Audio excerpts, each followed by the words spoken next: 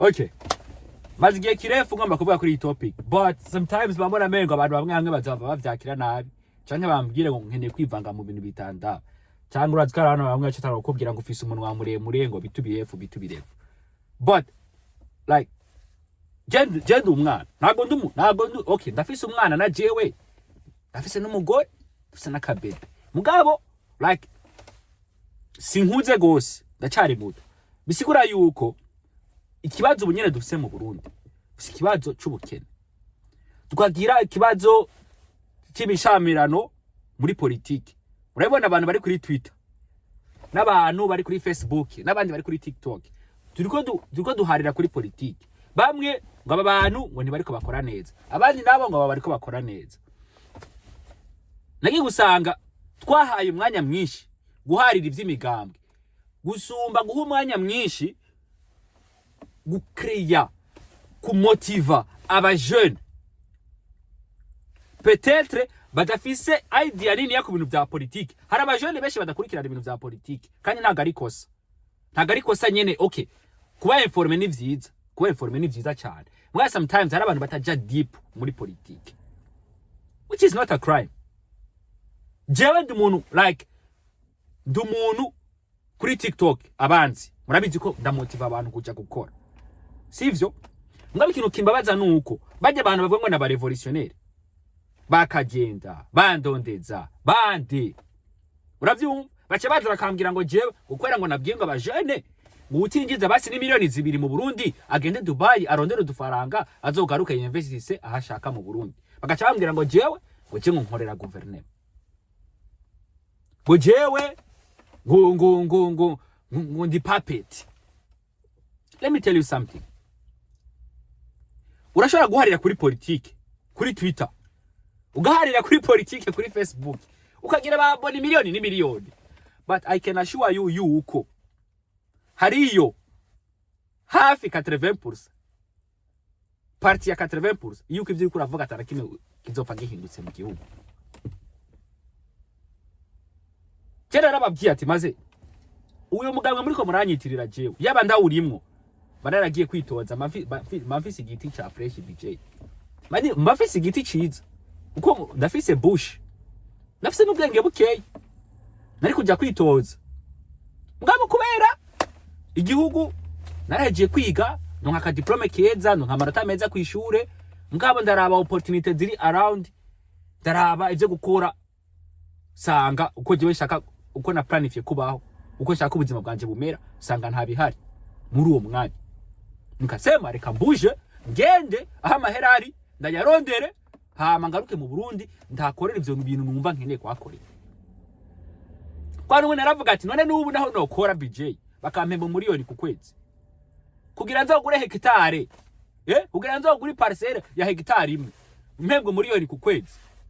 Iyo mbiri ukuntu nzokwifunga nzoba mu gashambrete umve inge nabi sinzoba uko ndabishaka ninike kugira ngo mbike amafaranga yo gushaka kuri iyo parcelle mugabo mfashe imiliyoni zanye nka 15 haze investisa ahantu nko mu gihugu kanka ati ndiko ndarondera visa kanaka je nacengira chance muri Serbia baca barugurura candibujira muri Serbia cyo ubu ndiko ndapambana ndahamaze imyaka ine ndiko ndapambana ubu noti bwanjye ndashira ku ruhande nkavuga ati mu munsi nzoba nkenegura ga hectare kanje nzogenda ndakagure BJ mama iyo ntwara bavuga yuko badashaka niyahinduka umuntu azogenda ayitagatire asagatire mu gihugu n'ubu nyene nogenda nkatagatira kuko je naco niyagiriza na kimwe nagize mu Burundi ndashaka kugenda ravyo mugabo anatanda yuko jewe mbaho ko nshaka sinzorindira ivy'intwaro guhinduka canke ngo intwaro ngo sinzi baba bari nk'abantu bro banza wirabe my G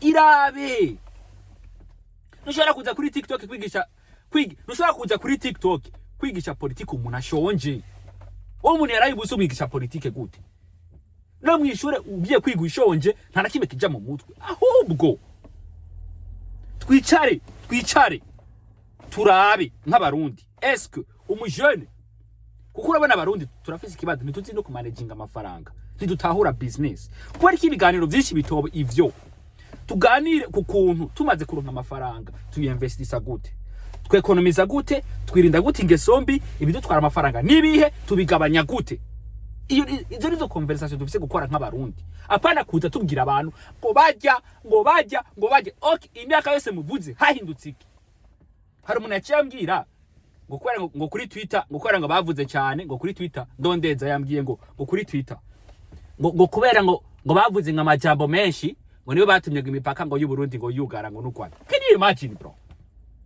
Karyenda ngo ni je natumye ngo hajya ahantu ngo mu Burundi haturitse ngo haturika. Come on my G. Kumukirira abantu ku mivyimbaga bro. Uraza abantu we bahaburiye ubuzima hajya haboro Karastamani. Urazi abana batakaye muri rijya joro. Abana babaye traumatize ko arabije biboroka bro. Ukacibakinira ku muvyimba. Uko vyabaye kose, ini cabiteye cyose, uko biri kose, it happened. Twebwe nk'abantu dufise ijwi rishika kure gahoro. Sivyo?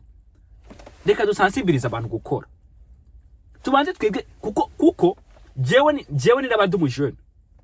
Ntashobora ku influencinga surrounding izi wanje. Nukuvuga je maze kuba hari ikintu nzi. Dufate muri business, dufate mu kwitwara neza, dufate ibintu byinshi nzi ntagiye ngo ndabisasagaze mu barundi. Nukuvuga ibindimwo ndabisasagaze mu bantu. Ndaba motive. Nta kintu zo bandi ko ndabamarira. Kandi niko kazi Jemfis. Kumotiva abantu, kuvugana, gukora gute igihugu gihinduke. Ingorane nta gihugu na kimwe kidafise ingorane. Ugiye kuraba Dubai. Umubare munini w'abakozi bari Dubai n'abaganda. Why? Ubuganda buteye imbere, GDP y'Ubuganda naha iri hejuru, bafise kila kitu, bafise ibintu byose mu Buganda. Agriculture, igitoro, kila kitu baragifisa amabarabara meza. Mugabo ugiye kuraba abajene babo, benshi bari mu bindi bihugu. Kandi ugiye kuraba, okay, ndakurikirana TikTok z'abaganda. Abajene bose bo mu Buganda, amahera ya mbere afata acagura ga parcelle muhiri wabo. Ikabanza kandi gakemura ikibazo cya parcelle yiwe. Uraga parcelle kibaga kubita hajya. Duza kazuki yiwe akaca yipowera akaca yisubira kurondera aya business. Bobo bariraba bro, bariraba. Abajene bonyene baraja hamwe bakikorera ikintu cyabo. Recently, nta n'imisi heze, guverinoma iheruka gushirayo 5 miliyari. Iheruka gushira 5 miliyari mu ba content creator. Iheruka gushira yari 5 billions, 5 billions, 5 miliyari mu ba content creator. Guverinoma kubera iki bagiye mu byabo barakora utuntu twabo babwira ati guverinoma mwebwe icyo dushaka ko mudufasha niki.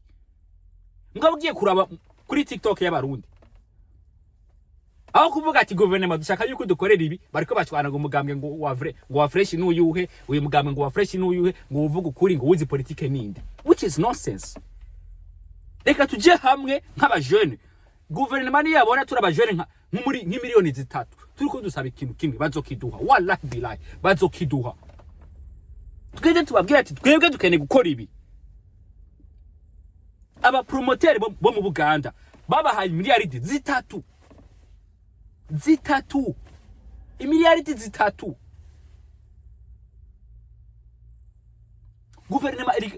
Guverinoma iriko ikirahakaza abajene muri guverinoma nyene yonyene bariko barahamwa abajene akazi. Abajene bakiri bato. Kenda murabe Kenzo ni presidential advisor ku by'umuziki. Uravyumva? Akora ku kirimba maji. Mugabo twebwe how kugira ikintu kimwe kiri specific dusaba guverinoma turiko duharira imigambwe maji. None nkaje nizira kimana mu ndabe rukuru kwimana. Jewe sinzi nigene batandukanya amoko. Sinzi nigene baraba ngo uyu n'uyu nta nivyo nzi. Hari no muntu yambwiye amoko yanje kuri TikTok yanyandikiye muri commentaire ngo wowe nguruyu. Nta nivyo narinzi jewe maji. Kuko jewe I'm busy focused on my life no gufasha bagenzi biwanje. Turi muri field imwe. Nivyo binyanteresa gusumba iyo nonsense je ya politike ya Rastamani. Politike ni scam my G. Gendera muri Amerika biriko birabayo. Twe twari tuzi ngo Trump ni umuntu muzima. Look at what he's doing. Live in America rakora bro. Twe tuzi ngo Trump ni umuntu muzima. You look at the nonsense he's doing. Mubari da mataru kandi ko ndavuga kuko nashavuye. Murabe kavuye Trump ari karatera. Twe tuzi ngo ni umuntu muzima. Politike ni scam my G. Genda murabe Epstein files, abantu bari muri Epstein files bajya abantu twari twubaha, murabe amabi bakoze, murabe amabi bakoze bajya abantu bisohotse ubu, urazi gituma bisohotse ubu ntacuzi. That's why I'm telling you, politics ni scam bro. Wowe rabi kuraba maji, reka tujye hamwe nk'aba jeune, tweka turabe turaba dusabe guverinoma ikintu kimwe, ngaba jeune bamwe bajye hamwe bavuga ati twebwe turi muri field ya IT, nk'aba jeune umuriyoni w'abarundi bari muri IT, mugende mushyire proposal yanyu muri guverinoma gati tubihagarare ko nyuma tubikorera ma live, tuvuga ati oya ivyo mukora vyose abajene ba IT barabasavye iki ntacyo murabaha, tugisabe kandi bazogitanga. Vuga ati okay, abajene bandi bari muri ibi nibi business kanaka muje hamwe mukora ama conference musaba umubonano azobaha, he will give you. Mugabo mugabo tuje tugasabira mukivunga ibintu nituri hamwe, ntidufise iyo tubarizwa, ntidufise iyo tubarizwa. Ndagwa nk'akarorero raba baririmbye mu Burundi ntibagiriye ababarizwa, nakijya kigo bababwiye ngo bajemwo, harabakirimo n'abatakirimwo, harabavuga ngo yangu ujya muntu baduhaye ngo twe nitumushaka, ngo ujya muntu baduhaye ngo natwe nitumushaka, ntibagiriye babarizwa. That's why badashobora kubaha n'ikintu na kimwe. None bayahende, bayahe Big Fizzo, bayahe Satubi, like mase tumenye ikintu dushaka abari cyo dukorerako. Muri uwo munsi tuvugana, naganda kumenyesha yuko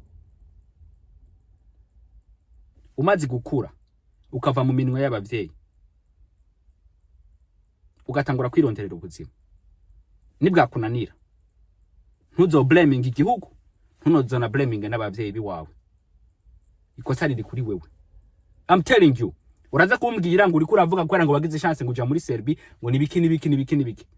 Hari abantu baje ngaha muri Serbia bavuye mu Rumonge direct bavuye mu Rumonge, bavuye mu Kirundo, baza direct batazi ni Bujumbura ngene hasa, barumvise uko bimeze, bararondera amafaranga yabo, baraza barengana baci, ubu bari mu Bubirigi, ubu bari mu Budagi, bariko barapambana, which is okay, ni chance yabo. Mugabo nagenda kumenyesha yuko ni wamara gukura ukava muhiri wanyu, abavyeyi bakakurekura ukagenda ugatangura gukora akazi kubyiwawe, ni wafifira ubuzima ari bwakunanira, ntuze wita umwikomo ku gihugu, ntuze wita umwikomo ku bavyeyi. Niyo mpamvu ndiko ndababwira si vyiza kuba selfish, muga muri umwanya birakenewe. Kwikunda si vyiza, muga muri umwanya birakenewe, ni wikunde.